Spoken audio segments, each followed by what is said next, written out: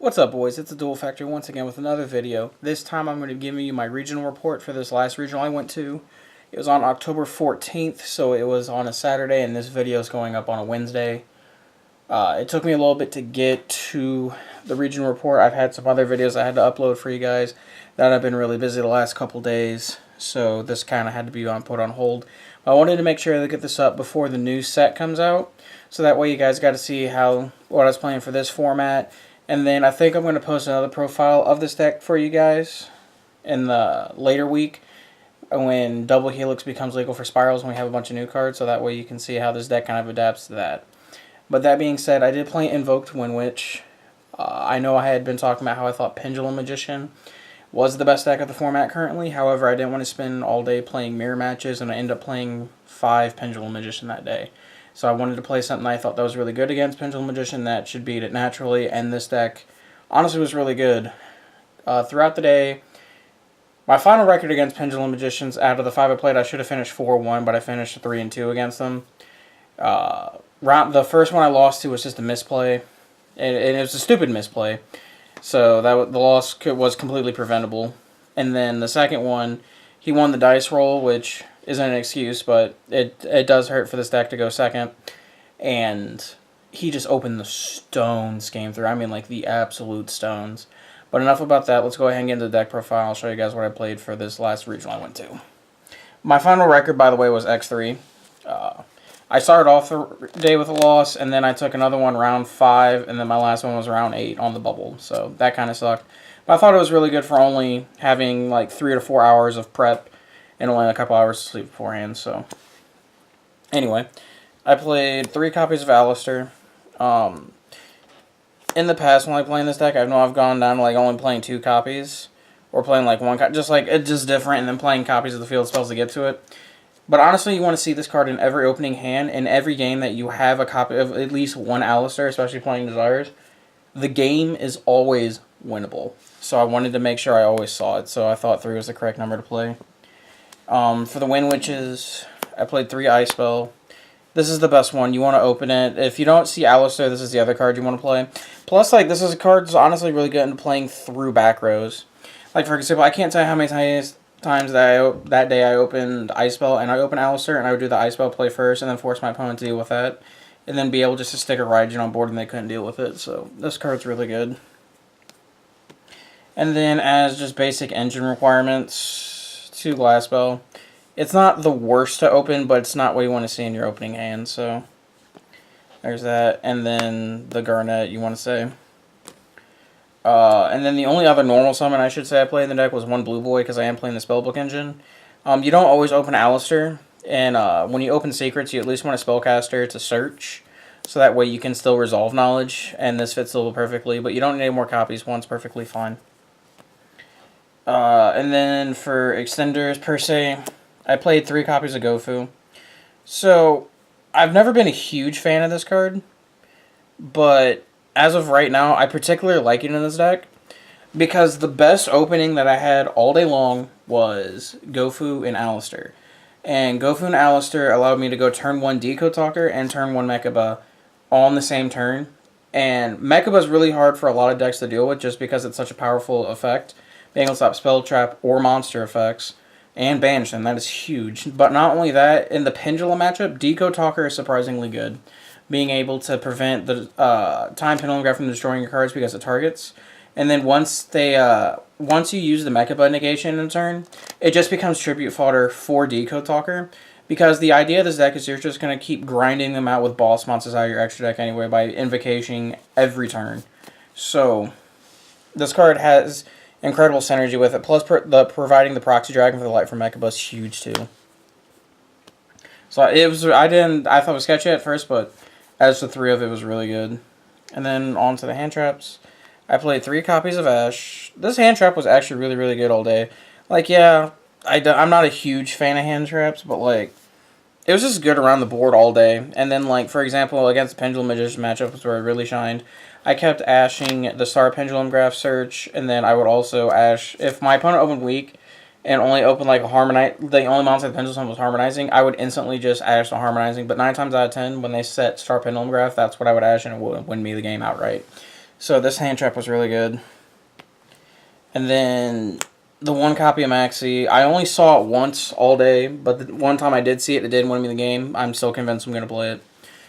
But that was Monster lineup. It was short, sweet, simple. On to the spells. I played 2 copies of Meltdown. I also played 2 copies of Terraforming to go with it. These are just basically your 5th, 6th, or your 4th, 5th, and then the Terraformings act as your 6th and 7th copy of Alistair. There's a lot of times I feel like I should have played 3 and 3 of Terraforming, but this is the number I played with, and it was really good. Plus, I played around, because a lot of people were playing Torrential, believe it or not. I don't know why, but a lot of them were playing Torrential, so this played around stupid cards like that. As I was saying earlier, I also played 2 copies of Terraforming.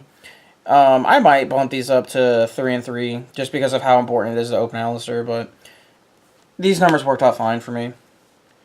2 copies of Invocation. Realistically, I would like to play 1, but as an engine requirement and the fact that you're playing Desires, you kind of have to play 2. And then there were some situations that hard drawing it was really good too, so I like this card a lot. I hate opening it, honestly, but it is what it is. And then I went outside the norm of my deck. I just played 3 Pot of Desires.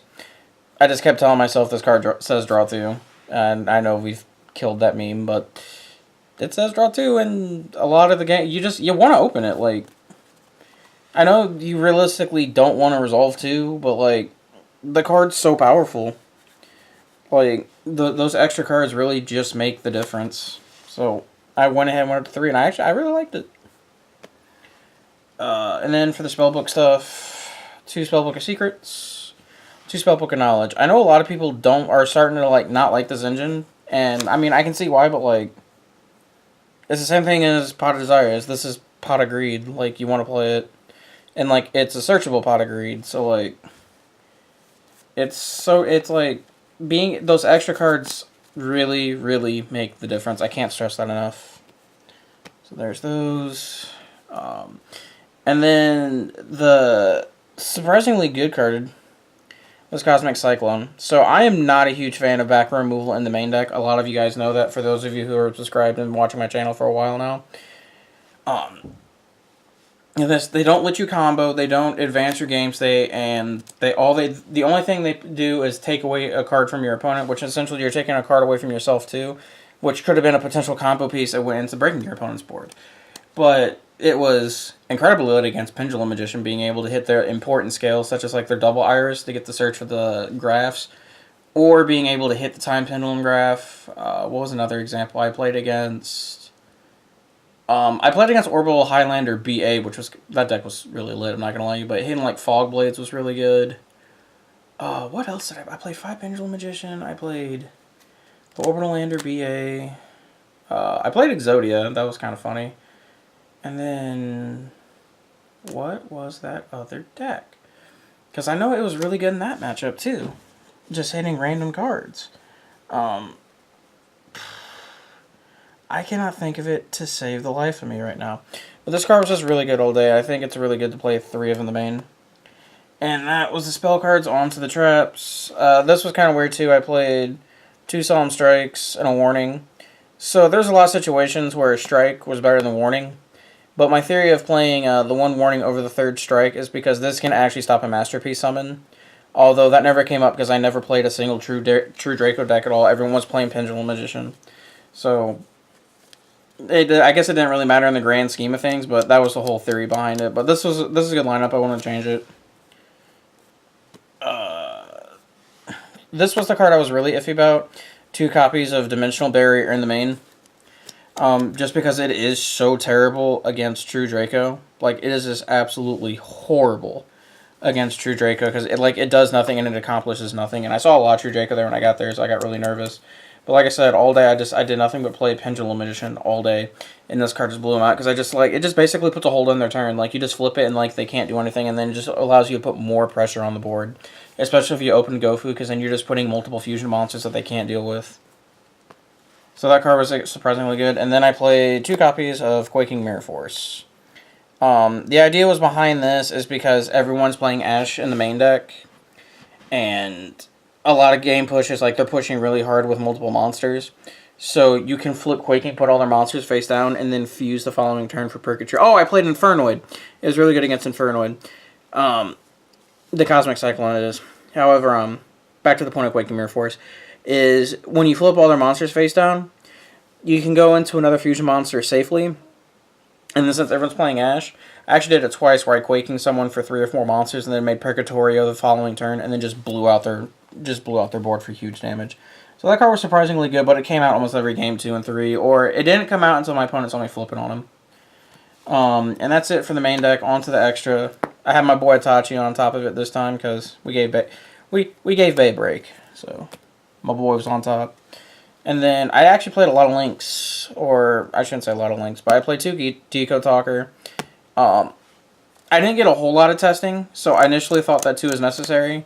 And my guess was actually right, 2 was necessary, because it actually came up a lot that I needed to in the extra deck, so that was the right number. Same thing with Proxy Dragon. It actually comes up that you need 2, especially if your opponent's smart. And I actually got hit with DD Crow a couple times too, so they would hit my light targets on my graveyard, so I couldn't fusion some for Mechaba. So playing 2 is the correct number. 3 of the best fusion, Mechaba. The matches I won, like I grinded them out. I went into multiple Mechabas all day long. So 3 was definitely the correct number of Mechabas to play, for sure. If I could play 6, I would. 2 Raijin. I actually went into this a lot too, but I never went into more than 2 copies. I never needed more than 2 copies. So playing 2 copies of Raijin was the right one. And this fusion, it's definitely the second best fusion. And then I played 1 of the utility ones. So I played 1 Cocytus, 1 Megalancia, and 1 Purgatorio. Whenever I resolved Quaking Mirror Force, I always summoned Purgatorio. Whenever I needed a big beater, I summoned Megalancia to run over stuff that my other monsters couldn't run over. And then I never summoned Cocytus, but he was there for the Paleo matchup. But I didn't run into any Paleo, so. And then on to the Synchros. I played 1 Winterbill, 1 Fast Dragon, and then 1 Crystal Wing. So these are the only Synchros I played. There were multiple times I missed Black Rose, and there were multiple times that I missed Omega. But these were completely necessary. These were the most essential Synchros to play out of all of them. So I went ahead and played these 3 because that's the only room that you had for. The Clear Wing Fast Dragon was really, really good. There's a lot of times I was able to OTK my opponent through their monster, through Fast Clear, because a lot of people didn't know what he did. So there was one game my opponent actually had he had an Enlightenment Paladin on the board, and then I used this to zero it out, and then made Crystal Wing, and then used the Raijin on my field to book a monster, and then negate its effect with Crystal Wing, and then ran into the Enlightenment Paladin, and that was 8k perfect for game. So that's a pretty cool play. And then on to the extra deck, not extra deck, but the side deck that I played. I played 3 copies of Drone Lockbird. This was easily the best card in my side deck all day long. You open it, you drop it, you win. Like that's literally how that went. Like this card was phenomenal. And then I was sitting there thinking a lot of myself for the rest of the day. Like if I would just cut the Windwitch stuff and I would have played 3 Drone Lockbird in the main, and then one of the theory cards was a 3 Thunder Dragon, I feel like I would have went undefeated that regional. But I played in the side and it was really good. It came in almost every match. Like it's incredible what this card does. And then I did play Kaijus. I played 1 Kumungus, 1 Gameciel, and 1 Godarla. The reasoning behind these 2 was Mrs. Radiant. A lot of the times, a lot of the decks that use Link monsters usually make Mrs. Radiant because right now it's currently the best one other than me, Starboy. And what you would do is you would put the Godarla on your opponent's side of the field and give yourself the Kumungus and let the Mrs. Radiant they may benefit you rather than hurt you by giving yourself the Godarla. And then once you ran over the Godarla with Kumungus, you can use it to fusion summon for Raijin. So that was the theory behind that. But no, I didn't play anyone who played Mrs. Radiant, so that kind of blew me out of the water.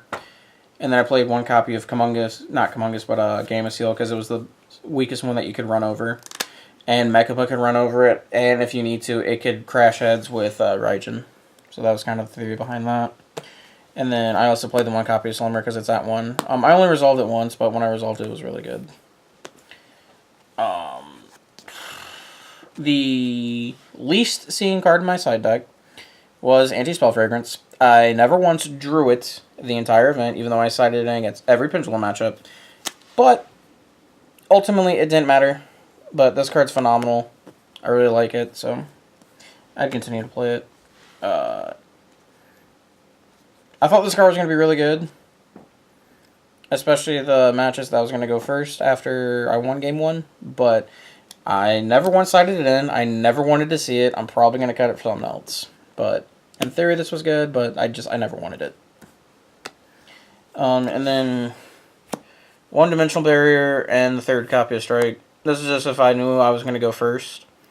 And I thought the matchup depicted that I need extra copies of these, so I had them. And every game 3 against Pendulum that I was going first, I said both these copies in. As long as you have an idea of what you're doing against Pendulum and don't initially strike their Pendulum Summon, because that's really bad, this card's phenomenal against them. But you have to know when to use this. And then Barrier, I mean, it just says skip your turn, basically. So that's why I played it.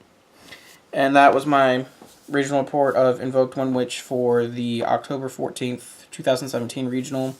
Always remember to like, comment, subscribe. Tell me what you guys think. Tell me what you guys think I could have changed to make this deck better. And then I'll probably give you another profile of this when the Circuit Break becomes legal. Thanks for watching, guys.